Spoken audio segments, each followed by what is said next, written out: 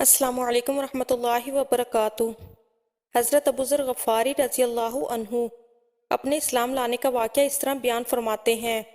حضور صلی اللہ علیہ وسلم پر وحی آنے سے بھی 3 سال پہلے سے میں اللہ تعالیٰ کے لیے نماز پڑھا کرتا تھا، اور جس طرف اللہ تعالیٰ میرا رخ کر دیتے میں اسی طرف چل پڑتا تھا۔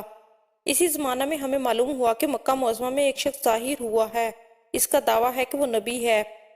یہ سن کر میں نے اپنے بھائی انیس سے کہا، تم اس شخص کے پاس جاؤ، اس سے بات چیت کرو اور آ کر مجھے اس بات چیت کے بارے میں بتاؤ۔ چنانچہ انیس نے نبی کریم صلی اللہ علیہ وسلم سے ملاقات کی۔ جب وہ واپس آئے تو میں نے ان سے آپ صلی اللہ علیہ وسلم کے بارے میں پوچھا۔ انہوں نے بتایا، اللہ کی قسم، میں ایک ایسے شخص کے پاس سے آ رہا ہوں جو اچھائیوں کا حکم دیتا ہے اور برائیوں سے روکتا ہے، اور ایک روایت میں ہے کہ میں نے تمہیں اسی شخص کے دین پر پایا ہے۔ اس کا دعویٰ ہے کہ اسے اللہ نے رسول بنا کر بھیجا ہے۔ میں نے اس شخص کو دیکھا کہ وہ نیکی اور بلند اخلاق کی تعلیم دیتا ہے۔ میں نے پوچھا، لوگ اس کے بارے میں کیا کہتے ہیں؟ انیس نے بتایا، لوگ اس کے بارے میں کہتے ہیں کہ یہ کاہن اور جادوگر ہے، مگر اللہ کی قسم وہ شخص سچا ہے اور وہ لوگ جھوٹے ہیں۔ یہ تمام باتیں سن کر میں نے کہا، بس کافی ہے، میں خود جا کر ان سے ملتا ہوں۔ انیس نے فوراً کہا، ضرور جا کر ملو، مگر مکہ والوں سے بچ کر رہنا۔ چنانچہ میں نے اپنے موزے پہنے، لاٹھی ہاتھ میں پکڑ لی اور روانہ ہو گیا۔ جب میں مکہ پہنچا تو میں نے لوگوں کے سامنے ایسا ظاہر کیا جیسے میں اس شخص کو جانتا ہی نہیں اور اس کے بارے میں پوچھنا بھی پسند نہیں کرتا۔ میں 1 ماہ تک مسجد حرام میں ٹھہرا رہا۔ میرے پاس سوائے زمزم کے کھانے کو کچھ نہیں تھا۔ اس کے باوجود میں زمزم کی برکت سے موٹا ہو گیا۔ میرے پیٹ کی سلوٹیں ختم ہو گئیں، مجھے بھوک کا بالکل احساس نہیں ہوتا تھا۔ ایک رات جب حرم میں کوئی طواف کرنے والا نہیں تھا، اللہ کے رسول ایک ساتھی کے ساتھ وہاں آئے اور بیت اللہ کا طواف کرنے لگے۔ اس کے بعد آپ صلی اللہ علیہ وسلم نے اور آپ کے ساتھی نے نماز پڑھی۔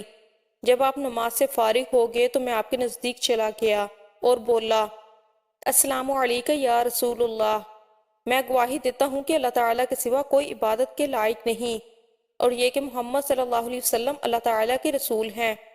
میں نے محسوس کیا حضور نبی کریم صلی اللہ علیہ وسلم کے چہرے پر خوشی کے آثار نمودار ہو کے۔ پھر آپ نے مجھ سے کہا، تم کون ہو؟ میں نے جواب میں کہا، جی میں غفار قبیلے کا ہوں۔ آپ نے پوچھا، یہاں کب سے آئے ہوئے ہو؟ میں نے عرض کیا، 30 دن اور 30 راتوں سے یہاں ہوں۔ آپ صلی اللہ علیہ وسلم نے پوچھا، تمہیں کھانا کون کھلاتا ہے؟ میں نے عرض کی، میرے پاس سوائے زمزم کے کوئی کھانا نہیں، اس کو پی پی کر میں موٹا ہو گیا ہوں، یہاں تک کہ میرے پیٹ کی سلوٹیں تک ختم ہو گئی ہیں اور مجھے بھوک کا بالکل احساس نہیں ہوتا۔ آپ صلی اللہ علیہ وسلم نے فرمایا، مبارک ہو، یہ زمزم کا بہترین کھانا اور ہر بیماری کی دوا ہے۔ زمزم کے بارے میں احادیث میں آتا ہے، اگر تم آب زمزم کو اس نیت سے پیو کہ اللہ تعالیٰ تمہیں اس کے ذریعے بیماریوں سے شفا عطا فرمائے تو اللہ تعالیٰ شفا عطا فرماتا ہے، اور اگر اس نیت سے پیا جائے کہ اس کے ذریعے پیٹ بھر جائے اور بھوک نہ رہے تو آدمی شکم سیر ہو جاتا ہے، اور اگر اس نیت سے پیا جائے کہ پیاس کا اثر باقی نہ رہے تو پیاس ختم ہو جاتی ہے۔ اس کے ذریعے اللہ تعالیٰ نے اسماعیل علیہ السلام کو سیراب کیا تھا۔ ایک حدیث میں آتا ہے کہ جی بھر کر زمزم کا پانی پینا اپنے آپ کو نفاق سے دور کرنا ہے، اور ایک حدیث میں ہے کہ ہم میں اور منافقوں میں یہ فرق ہے کہ وہ لوگ زمزم سے سیرابی حاصل نہیں کرتے۔ ہاں، تو بات ہو رہی تھی حضرت ابو ذر غفاری رضی اللہ عنہ کی۔ کہا جاتا ہے کہ حضرت ابو ذر غفاری اسلام میں پہلے آدمی ہیں جنہوں نے آپ صلی اللہ علیہ وسلم کو اسلامی سلام کے الفاظ کے مطابق سلام کیا۔ ان سے پہلے کسی نے آپ کو ان الفاظ میں سلام نہیں کیا تھا۔ اب حضرت ابو ذر غفاری نے آپ صلی اللہ علیہ وسلم سے اس بات پر بیعت کی کہ اللہ تعالیٰ کے معاملے میں وہ کسی ملامت کرنے والے کی ملامت سے نہیں گھبرائیں گے، اور یہ کہ ہمیشہ حق اور سچی بات کہیں گے، چاہے حق سننے والے کے لیے کتنا ہی کڑوا کیوں نہ ہو۔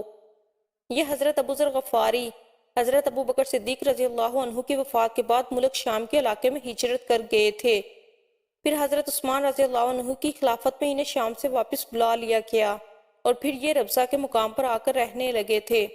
ربضہ کے مقام پر ہی ان کی وفات ہوئی۔ ان کے ایمان لانے کے بارے میں ایک روایت یہ ہے کہ جب یہ مکہ معظمہ آئے تو ان کی ملاقات حضرت علی رضی اللہ عنہ سے ہوئی تھی، اور حضرت علی رضی اللہ عنہ نے ہی ان کو آپ صلی اللہ علیہ وسلم سے ملوایا تھا۔ ابو ذر کہتے ہیں، بیعت کرنے کے بعد نبی کریم صلی اللہ علیہ وسلم انہیں ساتھ لے گئے۔ ایک جگہ حضرت ابو بکر صدیق رضی اللہ عنہ نے ایک دروازہ کھولا، ہم اندر داخل ہوئے ابو بکر صدیق نے ہمیں انگور پیش کیے۔ اس طرح یہ پہلا کھانا تھا جو میں نے مکہ میں آنے کے بعد کھایا۔ اس کے بعد نبی کریم صلی اللہ علیہ وسلم نے ان سے فرمایا، اے ابو ذر، اس معاملے کو بھی چھپائے رکھنا۔ اب تم اپنی قوم میں واپس جاؤ اور انہیں بتاؤ تاکہ وہ لوگ میرے پاس آ سکیں۔ پھر جب تمہیں معلوم ہو کہ ہم نے خود اپنے معاملے کا کھلم کھلا اعلان کر دیا ہے تو اس وقت تم ہمارے پاس آ جانا۔ آپ صلی اللہ علیہ وسلم کی بات سن کر حضرت ابو ذر غفاری بولے، قسم ہے اس ذات کی جس نے آپ کو سچائی دے کر بھیجا، میں ان لوگوں کے درمیان کھڑے ہو کر پکار پکار کر اعلان کروں گا۔ حضرت ابو ذر رضی اللہ عنہ کہتے ہیں، میں ایمان لانے والے دیہاتی لوگوں میں سے 5واں آدمی تھا۔ غرض جس وقت قریش کے لوگ حرم میں جمع ہوئے، انہوں نے بلند آواز میں چلا کر کہا، میں گواہی دیتا ہوں سوائے اللہ کے کوئی معبود نہیں، اور میں گواہی دیتا ہوں کہ محمد صلی اللہ علیہ وسلم اللہ تعالیٰ کی رسول ہیں۔ بلند آواز میں یہ اعلان سن کر قریشیوں نے کہا، اس بددین کو پکڑ لو۔ انہوں نے حضرت ابو ذر کو پکڑ لیا اور بے انتہا مارا۔ ایک روایت میں الفاظ یہ ہیں کہ وہ لوگ ان پر چڑھ دوڑے، پوری قوت سے انہیں مارنے لگے، یہاں تک کہ وہ بے ہوش ہو کر گر پڑے۔ اس وقت حضرت عباس رضی اللہ عنہ درمیان میں آ گئے۔ وہ ان پر جھک گئے اور قریشیوں سے کہا، تمہارا برا ہو، کیا تمہیں معلوم نہیں کہ یہ شخص قبیلہ غفار سے ہے؟ ان کا علاقہ تمہاری تجارت کا راستہ ہے۔ ان کے کہنے کا مطلب یہ تھا کہ قبیلہ غفار کے لوگ تمہارا راستہ بند کر دیں گے۔ اس پر ان لوگوں نے انہیں چھوڑ دیا۔ ابو ذر فرماتے ہیں کہ اس کے بعد میں زمزم کے کنویں کے پاس آیا، اپنے بدن سے خون دھویا۔ اگلے دن میں نے پھر اعلان کیا، میں گواہی دیتا ہوں کہ اللہ تعالیٰ کے سوا کوئی عبادت کے لائق نہیں، اور محمد صلی اللہ علیہ وسلم اللہ تعالیٰ کے رسول ہیں۔ انہوں نے پھر مجھے مارا۔ اس روز بھی حضرت عباس رضی اللہ عنہ ہی نے مجھے ان سے چھڑایا۔ پھر میں وہاں سے واپس ہوا اور اپنے بھائی انیس کے پاس آیا۔ انیس نے مجھ سے کہا، تم کیا کر آئے ہو؟ میں نے جواب دیا، مسلمان ہو گیا ہوں اور میں نے محمد صلی اللہ علیہ وسلم کی تصدیق کر دی ہے۔ اس پر انیس نے کہا، میں بھی بتوں سے بیزار ہوں اور اسلام قبول کر چکا ہوں۔ اس کے بعد ہم دونوں اپنی والدہ کے پاس آئے تو وہ بولی، مجھے پچھلے دین سے کوئی دلچسپی نہیں رہی، میں بھی اسلام قبول کر چکی ہوں، اللہ کے رسول کی تصدیق کر چکی ہوں۔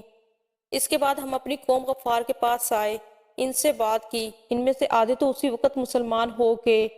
باقی لوگوں نے کہا، جب رسول اللہ صلی اللہ علیہ وسلم تشریف لائیں گے ہم اس وقت مسلمان ہوں گے۔